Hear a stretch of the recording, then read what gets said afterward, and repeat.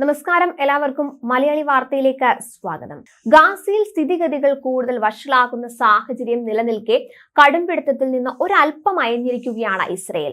തെക്കൻ ഗാസ മുനമ്പിൽ ദിവസവും 12 മണിക്കൂർ താൽക്കാലിക വെടിനിർത്തൽ ഇസ്രയേൽ സേന പ്രഖ്യാപിച്ചതോടെ മേഖലയിലെ സാധാരണക്കാർക്കുള്ള സന്നദ്ധ സംഘടനകളുടെ സഹായങ്ങൾ സുഗമമായി എത്തിക്കുന്നതിന് വെടിനിർത്തൽ സഹായകമാകും.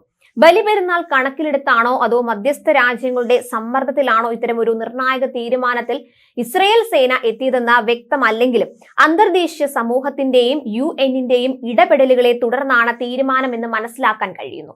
പരിമിത തോതിലാണെങ്കിലും നടപടി സ്വാഗതാർഹമെന്ന് UN വ്യക്തമാക്കി കഴിഞ്ഞു.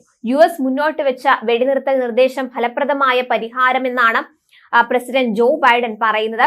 പ്രഖ്യാപിത നിലപാടുകളിൽ ഊന്നിയ ഏതൊരു ചർച്ചയ്ക്കും തങ്ങൾ തയ്യാറാണെന്ന് ഹമാസ് അറിയിച്ചിട്ടുണ്ട്.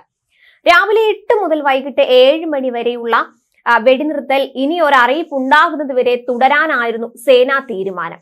ഇസ്രായേൽ നിയന്ത്രണത്തിലുള്ള കറം അബു സാലിം ക്രോസിംഗിനടുത്ത് ട്രക്കുകൾക്ക് പ്രശ്നങ്ങളില്ലാതെ എത്താൻ ഇത് വഴിയൊരുക്കും. സലാഹുദ്ദീൻ ഹൈവേയിലൂടെ സുഗമ യാത്രയ്ക്കും വെടിനിർത്തൽ സഹായകരമാകും. മേയിൽ ഇസ്രയേൽ സൈന്യം റഫയിലേക്ക് കടന്നതു മുതൽ കരേം ഷാലോം വഴിയുള്ള സഹായ നീക്കം പ്രതിസന്ധിയിലായിരുന്നു. ദിവസവും 500 ട്രക്ക് സഹായം വേണ്ടിടത്ത് മെയ് 6 മുതൽ ജൂൺ 6 വരെ 68 ട്രക്കുകൾ മാത്രമാണ് എത്തിയത്.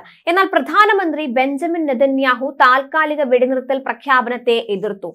പകൽ വെടിനിർത്തൽ എന്ന സൈനിക തീരുമാനം കൈക്കൊണ്ട വിധിയെ പുറന്തള്ളുമെന്ന് നെതന്യാഹു താക്കീതും ചെയ്തു.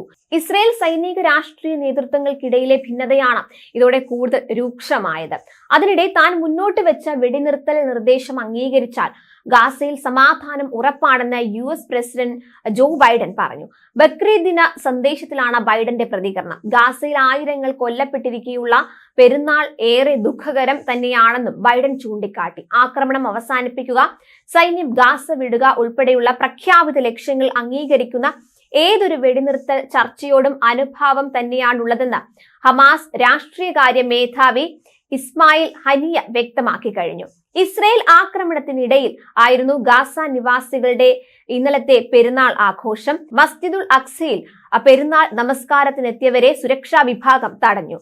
ഗാസയിൽ ഉടനീളം പട്ടിണി പിടിമുറുക്കിയതായി UN മുന്നറിയിപ്പ് നൽകിയിട്ടുണ്ട്. അതേസമയം ഇസ്രയേൽ സൈന്യം ആഴ്ചകളായി റഫ മേഖലയിൽ മുന്നേറുന്നുണ്ട്. കഴിഞ്ഞ ദിവസം ആക്രമണത്തിൽ കുറഞ്ഞത് 19 പലസ്തീനികളാണ് കൊല്ലപ്പെട്ടത്.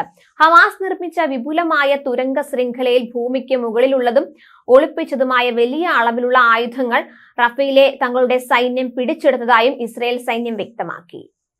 ന്യൂസ് ഡെസ്ക് മലയാളി വാർത്ത.